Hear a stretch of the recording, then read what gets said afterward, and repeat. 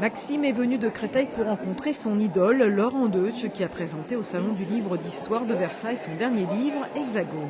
Moi, j'aime l'histoire depuis que je suis tout petit, donc je continue comme ça. Grâce à Laurent Deutsch aussi. Oui, et Franck Ferrand aussi. Beaucoup de monde pour saluer cet auteur populaire venu animer une conférence sur le thème « La France, quelle histoire ». On dit souvent quand un livre est un succès que c'est du chiffre, mais c'est surtout des visages. Et là, on voit les visages, on voit pas que les chiffres. Moi, ce que j'essaie de leur faire comprendre, c'est que c'est pas justement pour un public averti ou de la littérature. C'est notre réalité géographique, c'est notre réalité. Nous avons une histoire et cette histoire-là se déroule sous nos pieds pour peu qu'on s'y intéresse un tout petit peu. Donc voilà, moi j'essaie de captiver les gens autour de quelque chose qui est rassembleur, puisque c'est une histoire qui nous appartient à tous. J'apprécie la façon dont ils travaillent pour l'histoire de France, en la rendant dynamique, accessible, en lui redonnant un nouveau souffle. Je suis très sensible parce que je suis une grande passionnée d'histoire et ça me fait vraiment plaisir de voir l'élan autour de l'histoire.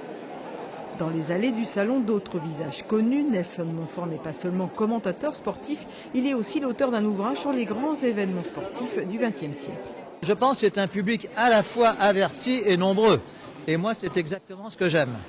J'aime aller vers les gens. Absolument, on écrit pour être lu, sinon ça sert à rien. Hein. Il faut sortir des cénacles et des lieux confinés. J'ai fait des rencontres extraordinaires, sincèrement, et peut-être que des rencontres qui vont avoir des répercussions parce qu'un tel m'a dit qu'il avait des archives extraordinairement intéressantes sur un sujet qui pourrait m'intéresser pour un prochain livre.